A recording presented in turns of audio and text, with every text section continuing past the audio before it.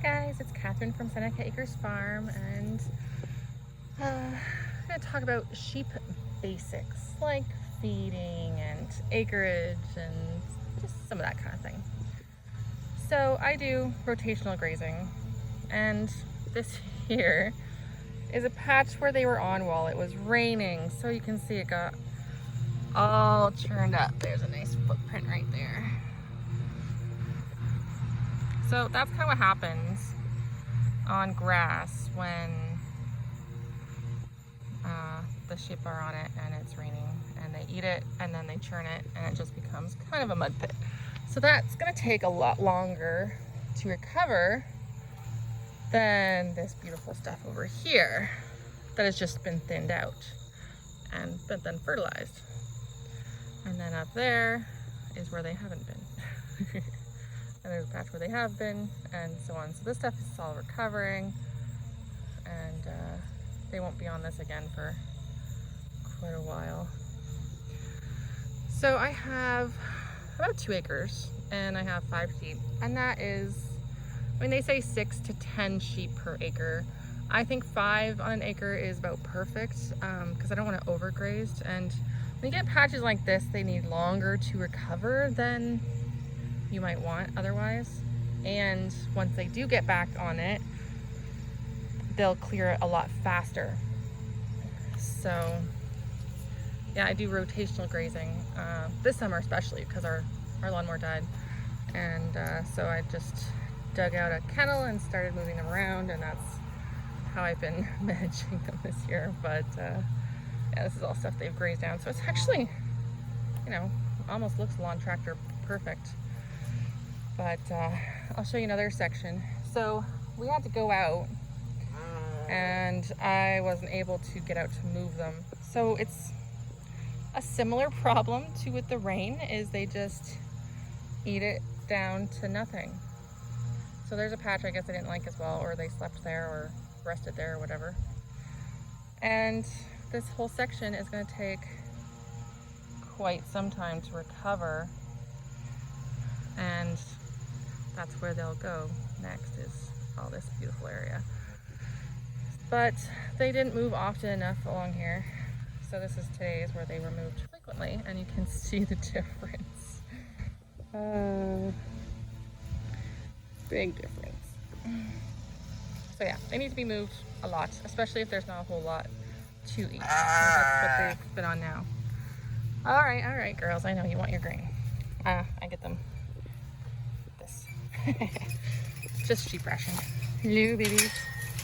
I'm being bobbed. Back up, babies. Back up, back up, back up. Back up, back up. There you go. Clay, get in here. Feed their faces. Yes, hello, Foxy.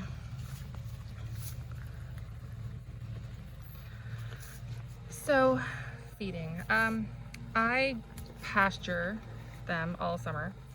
So I don't give grain in the summer. I don't give hay in the summer. So it's at least 6 months where I really don't have much of a feed bill. It's just a lot of work moving the kennel or pasture rotation, whatever you're doing, frequently. But that's not so bad. Mosquito, sorry. And so now it's fall, so it's October, and so I start giving them just a little bit of grain to start kind of weaning them onto it for the winter, and just help them get a nice bit of fat and nutrients so that they can handle the winter, especially this winter. I have a feeling it's going to be a bitter one, so I just kind of want to make sure that they're nice and fat and happy. Boy, you are a chunky monkey. So that's, I mean, it's not a whole lot of grain, maybe a cup per, and it just kind of weans them onto it, so I don't have to worry about them bloating or overeating or having any issues. And you can see they cleaned it right up. Hello, Clay. Hello, Foxy. Hello, my girl. Yes. You got green on your face. And then, hello, kid. Yeah, I know. Give me more green, they say. She's right back to the grass, as is Koi. So, yeah, hay and grain all winter. I go through at least 80 plus bales of hay for the winter for 5 sheep.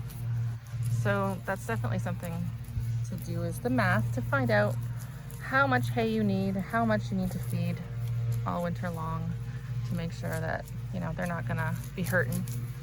Especially if you are breeding and you're gonna have lambs, they need to, I know, boy, you just, that's a little better, good girl. Hello, sweetheart. Yes, you're right in my face. Well, I'm scratching her. She's leaning against my knee. Hello. So they need to have enough nutrition to carry lambs and all that kind of stuff. Hello, sweetheart. Yeah, so this is Foxy. She was my other bottle baby. I got Wolfie, and then I was like, well, I need a friend. I can't just have one. So the person I got Wolfie from said, you know, I have another little bottle baby who's being beat up, and you want to get her too. And I'm like, all right, sure. So that's why I kind of consider her more of a rescue, because she was getting picked on, weren't ya? Because you were little compared to the other ones.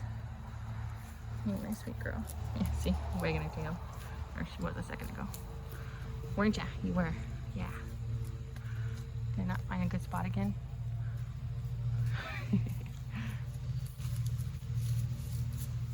So, let's see, what else do we get? You guys get minerals, free choice. I don't usually offer baking soda, but if you do a lot of quick switching, or, you know, going from really hay to grass, or switch grain on really quickly, or feed really quickly, it's a good idea to offer that to help, so that they don't bloat. Just stuff like that to keep in mind. I haven't had any issues because, you know, in the spring I actually just let them out for a couple hours to start eating grass, and then I bring them in again and put them on hay for the rest of the day. So I gradually switch them from hay to grass in the spring. I try to be pretty careful that they don't have any issues or have problems. Yeah, you sweetheart. At least don't jump up on me like Wolfie still does. Yeah, you're a good girl.